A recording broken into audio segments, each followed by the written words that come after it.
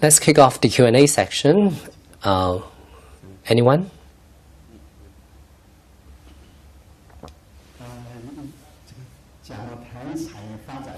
Dr. Chang. I'd like to talk about energy. Now, the government of Taiwan has decided to suspend nuclear energy development. This decision, what kind of impact does it have on Taiwan? Well, on the first day of my office as the Minister of MOEA, I had to deal with this. And I'm not very pleased with the result. There are 3 nuclear reactors in Taiwan, and we are completing the 4th one.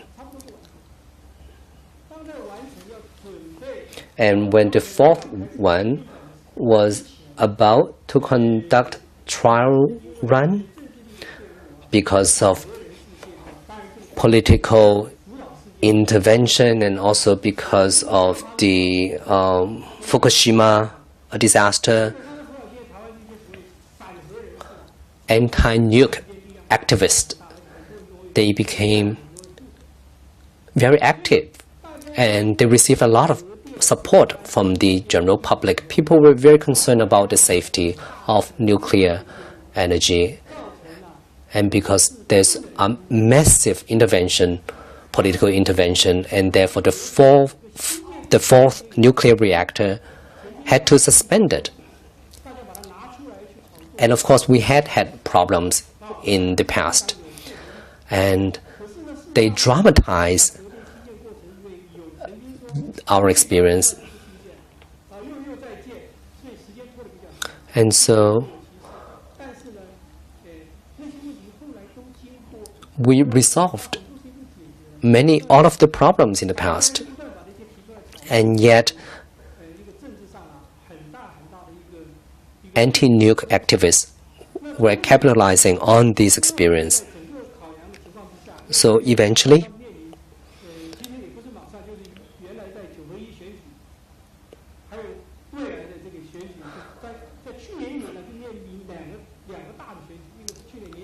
now last year, at the end of last year, there was an election, and there's going to be another major election coming up very soon.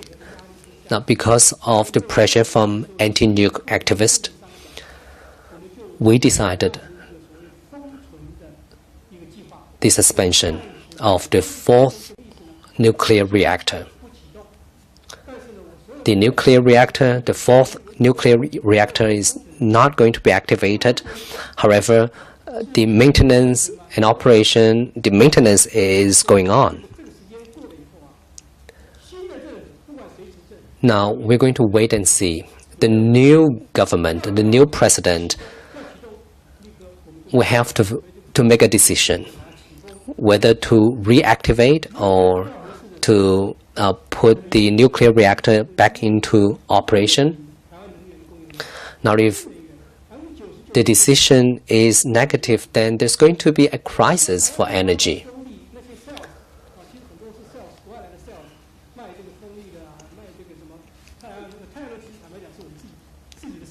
Now, we can manufacture solar energy panels. However, we can't rely just on them. Are there alternative sources of energy if we do not operate the 4th nuclear reactor? Well, we could import power from mainland China. And what is more risky, importing energy from China or running the 4th nuclear reactor? Well, this is a political issue, and of course, the 4th nuclear reactor is still being staffed, and the maintenance is going on. It's just not operational yet. It's very complicated. I could spend hours talking about this topic. Dr. Chang, I'm a businessman from Taiwan.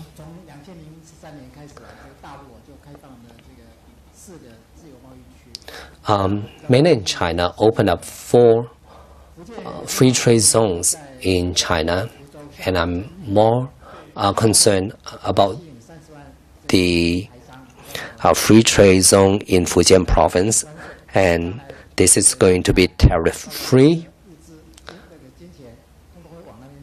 And the Chinese government is committed to attracting 300,000 Taiwanese businessmen to invest there. What is the implication for Taiwan? Well, of course, China factor is a very important factor. However, Taiwanese businessmen and Taiwanese investors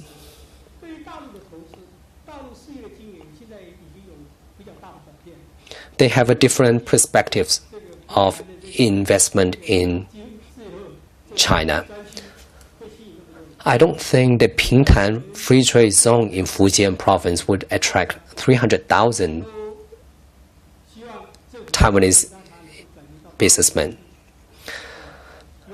Many Taiwanese businessmen that are running the business in China, they have been urging the Taiwanese government to help them relocate them to markets outside of China.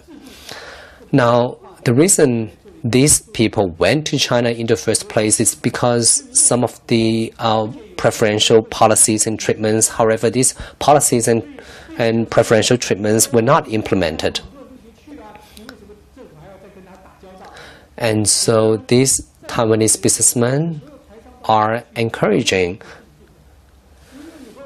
Taiwanese government to help them relocate to other countries, because when these Taiwanese capitals, they went to China, if they have problems, they're all by themselves. The Taiwanese government can't really help them in China. And so we want to sign an FTA with China. Of course, the Chinese government would never want to sign an FTA with us because of political implication.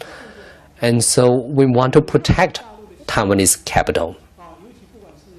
However, there's a sizable market in China, and yet its manufacturing industries are also losing their competitiveness. Please wait for the mic. Dr. Chang, in your presentation, you mentioned that manufacturing industry contributes a significant part to Taiwanese GDP. Is the development of manufacturing industry related to xenophobia? Because China is a huge market for manufacturers. You talk about screws and nuts. You also talk about the spare parts of automobiles.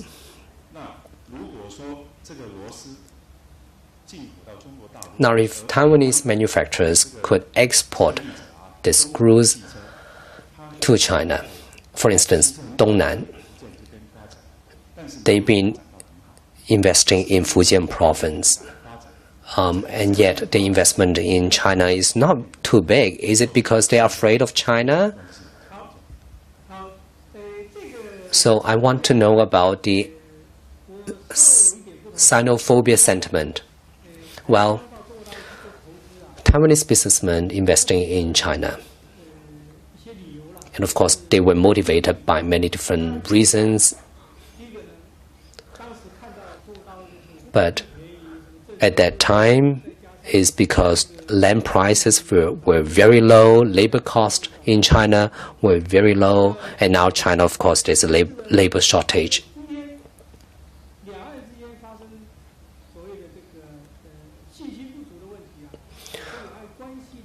However, the relationship between Taiwan and China has not been improving, and of course this is very significant. In the past,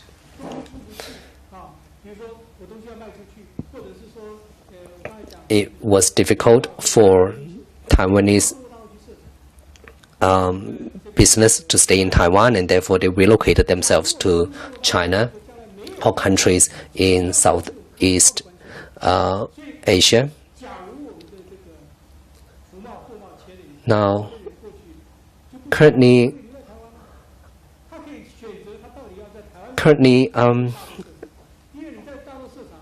China taxes Taiwanese products and services at a very high rate. But if we can sign or complete the ratification of ECFA, then we could overcome all these tariff barriers.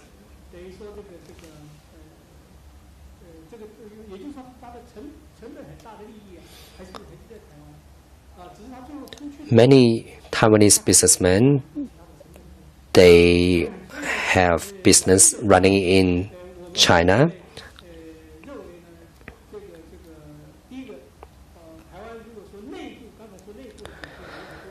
I mentioned in my presentation that there are internal challenges, and if we could resolve these internal challenges, then the Taiwanese market will become more effective, and I would encourage Taiwanese businessmen in China back to Taiwan. Invest Taiwan. The major task of Invest Taiwan is to attract foreign investment into Taiwan, as well as attracting Taiwanese business that are in China back to Taiwan. So this is something that the Taiwanese government has to do, because we can't let our businessmen leave Taiwan. If that were to happen, Taiwan will just become an empty vase. And so there's xenophobia sentiment, and also there's a rather unstable relationship between Taiwan and China. Dr. Chang, people are very important, an integral part of an economic development of any nation. I've been visiting Taiwan starting in 1990s.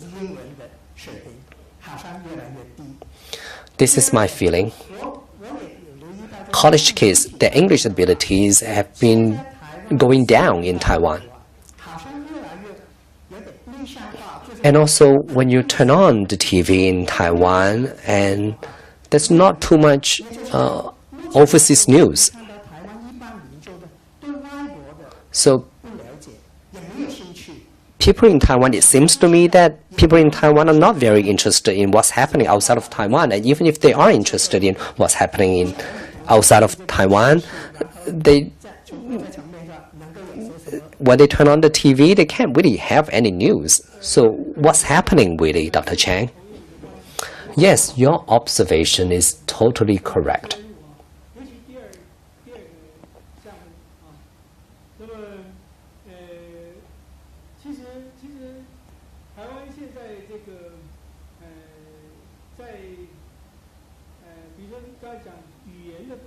Yes, language abilities.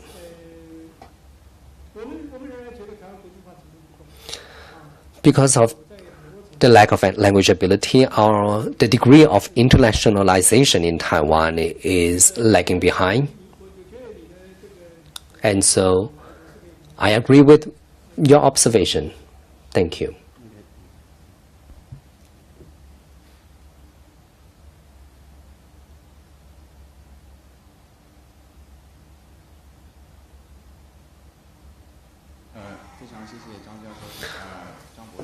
Dr. Chang, thank you for your very interesting presentation.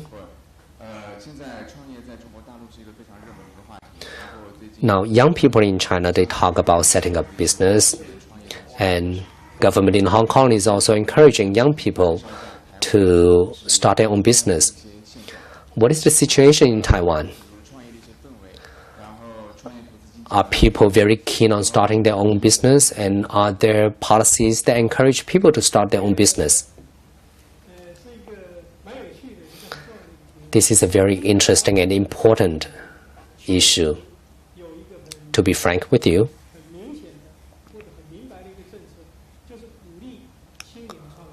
the Taiwanese government is committed to promoting young people to start their own business. When I was a minister, I didn't really agree with it. Why? Because it's a very popular topic. 2 or 3 college graduates, they start a company, they need money. So we launched a young entrepreneur startup fund. They had nothing, they only had an idea, and so no banks would loan them any money. And so we had this entrepreneur startup grant. Anyone with an idea, an innovative idea, can receive financial support from the government. And so in Taiwan, as far as young people is concerned, it's not difficult for young people to have access to financial support. However, I don't really support this idea because of the different industries that I mentioned. No young people are interested in being part of these industries because they would rather spend time on using a computer. They would come up with an idea and they would sell the products on the internet, for God's sake.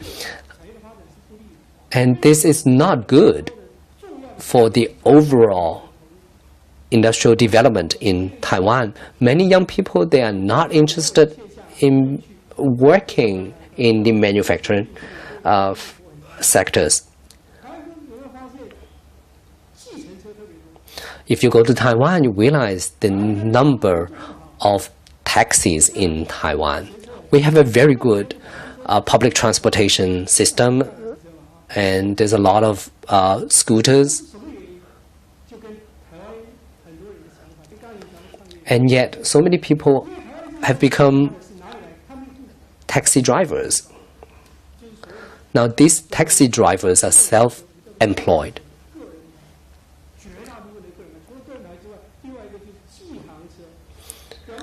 These taxi drivers, they don't work for anyone, they work for themselves. What is the implication then? The implication is everybody wants to be their own boss. Nobody wants to work for others. They would rather rent a car from other people and become a taxi driver. And so a lot of young people, they're starting the company.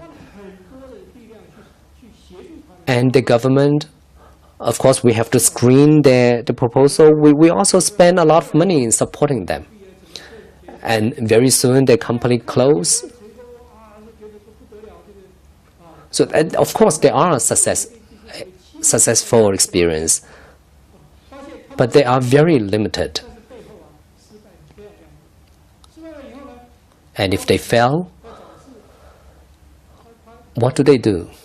Well, they have this misconception that because they were a business owner, even though it's a business of 3 people, they don't want to work for others.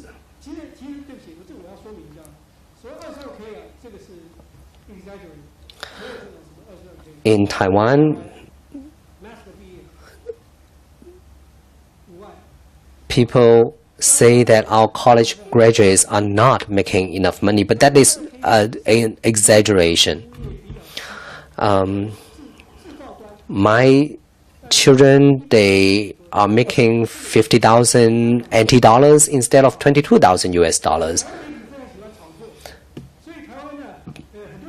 The media in Taiwan are like bloodsucker. They sensationalize news.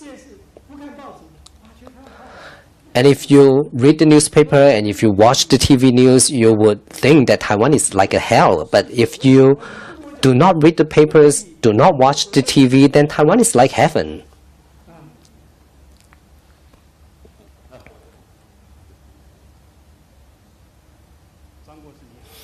Dr. Chang.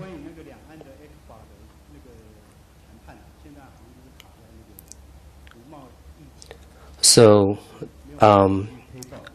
ECFA is not being promoted because of the ratification of the service sector. So it is currently being suspended. What can the government do so that the ECFA negotiation can continue?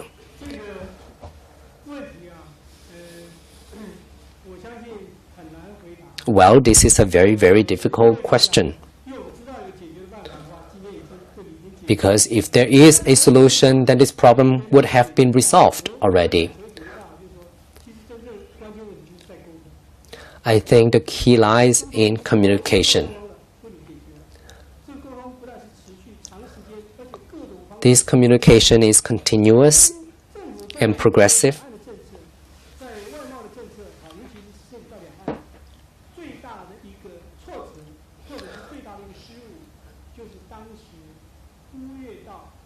The government in Taiwan did not pay any attention to the internet to communicate its policies that have to do with China with the public. Now, last year we witnessed the sunflower movement.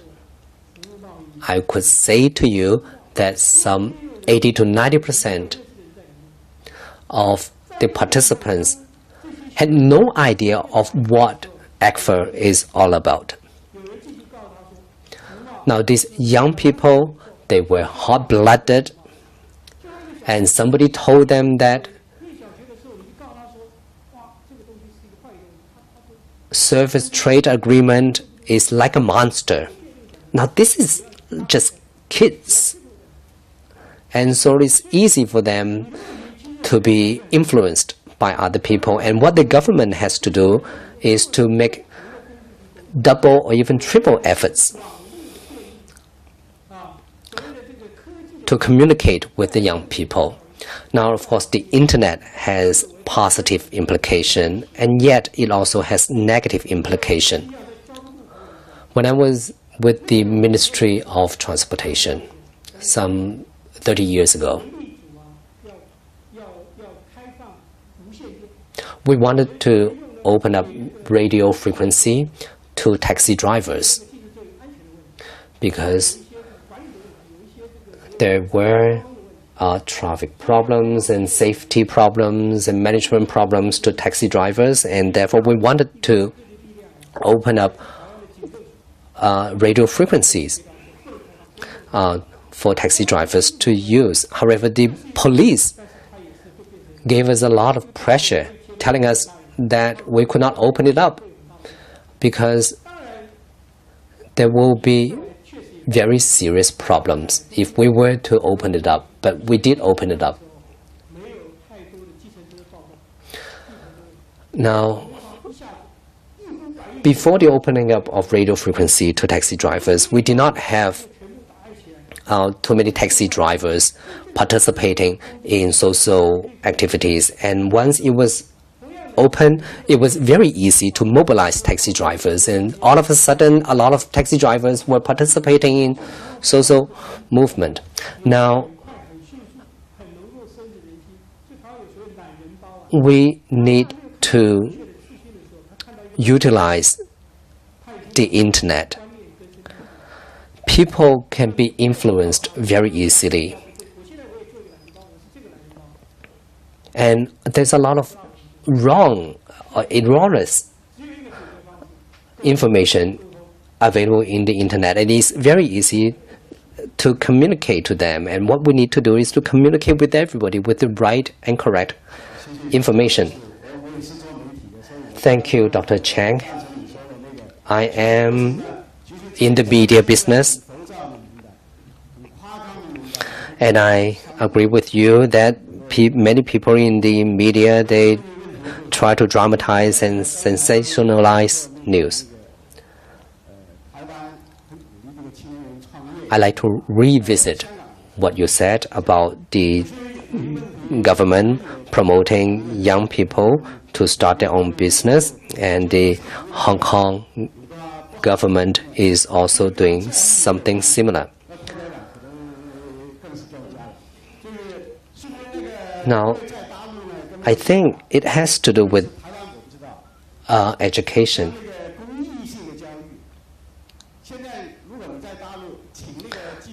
In China, it's very difficult to hire technicians.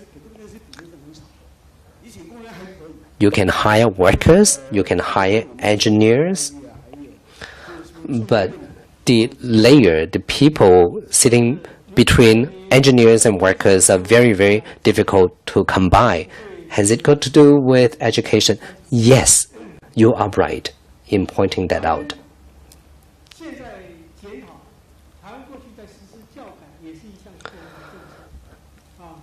The education reform in Taiwan was a wrong decision. The president of Academia Sinica, Dr. Lee, when he came back to Taiwan, he promoted the setting up of private universities and higher education. In the past, it was very difficult to be admitted into university. And now the university admission rate is as high as 90 to 95%. Anyone who attends an admission test can be admitted into an university.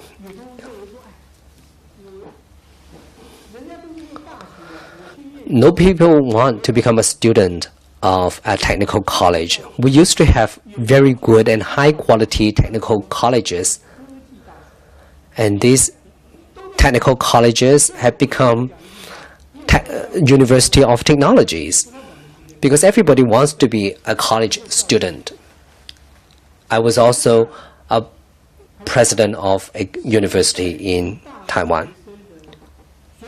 However, I'll be very frank with you.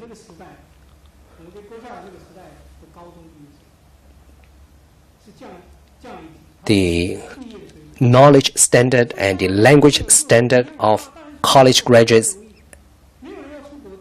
now is similar to high school graduates in my generation.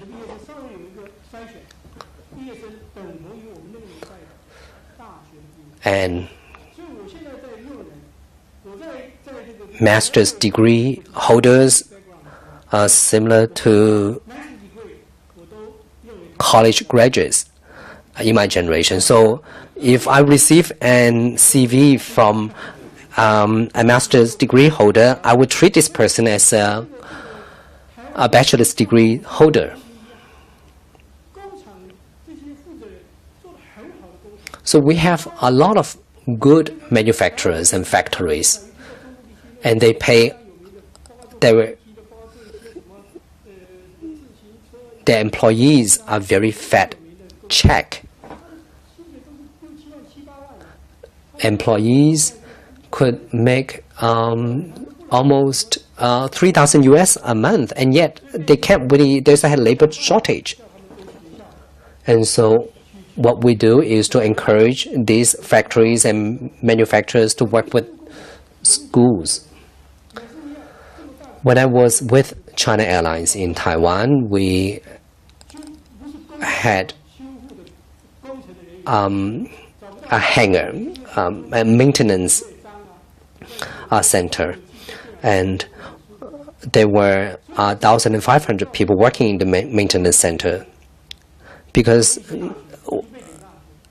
not too many people are interested in becoming technicians, and so there was a labor shortage even for China Airlines.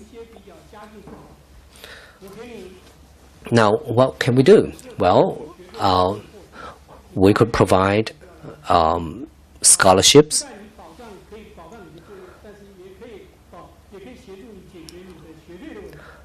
especially for people with financial difficulties. These people, these students, will be on full scholarship, and then they will work for a few years, and then they start their own business again. So it's important for Taiwan to train technical people. I did not talk about it. We also have a project working with the Ministry of Education in Taiwan to train more technicians. This is even more stressful for Taiwan because we have a manufacturing industry in Taiwan, whereas Hong Kong doesn't have one. The final question, please. Dr. Chang, I'm very happy because I am a Taiwanese and I get to ask the last question. In your presentation, you said that most of the manufacturers are OEM.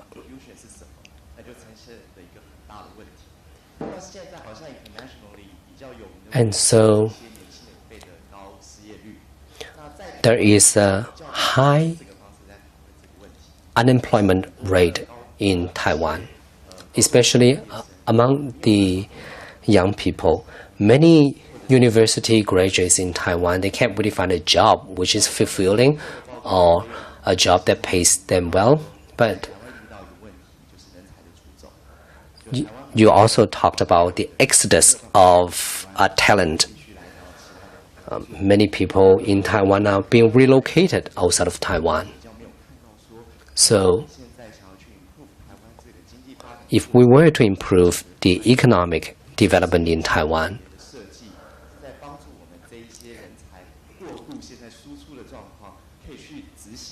how can we stop this exodus of young people, talented people, or how can we attract Taiwanese who are outside of Taiwan to be relocated back in Taiwan?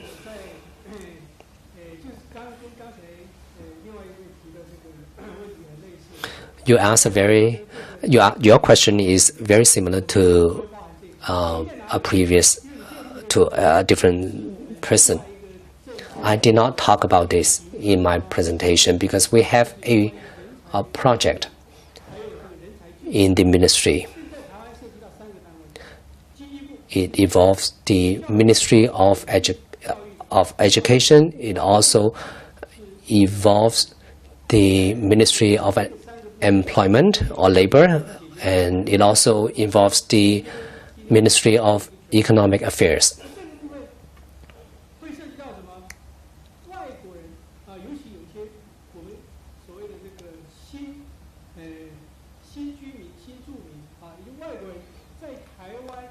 It also has to do with non-Taiwanese who are trained in Taiwan, and can they work in Taiwan after they're being trained? And it also has to do with our education.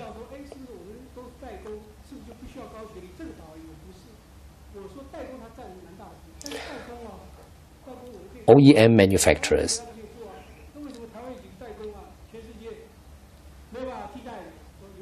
Some of them, for instance, TSMC, is in Taiwan. Is in Taiwan, and they can't be replaced by other people because of the technology and processes.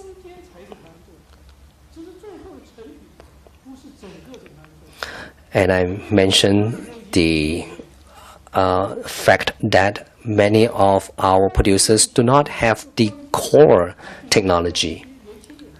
And how can we develop these core technologies? We need young people. Young people in Taiwan, they would rather work in the service industry. And people in Taiwan, they want to study hospitality and catering in college. And of course, the training of catering and hospitality is very different from the training of technology or manufacturing. So we need to encourage young people to consider being part of the manufacturing industry.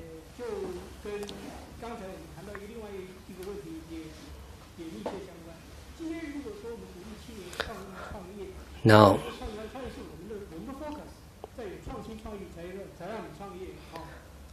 if we want to encourage young people to start their own business, what is the easiest path to starting their own business? Well, of course, the easiest way is to start a service business. The entry barriers of service industry is much lower than the entry barriers of manufacturing industry.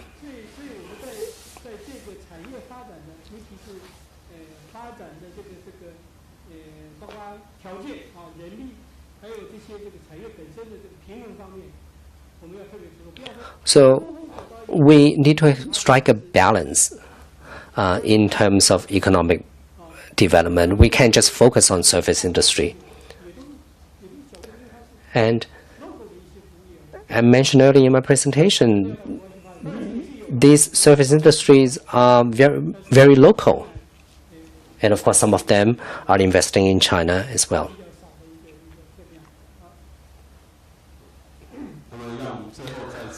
So once again, thank you, Dr. Chang.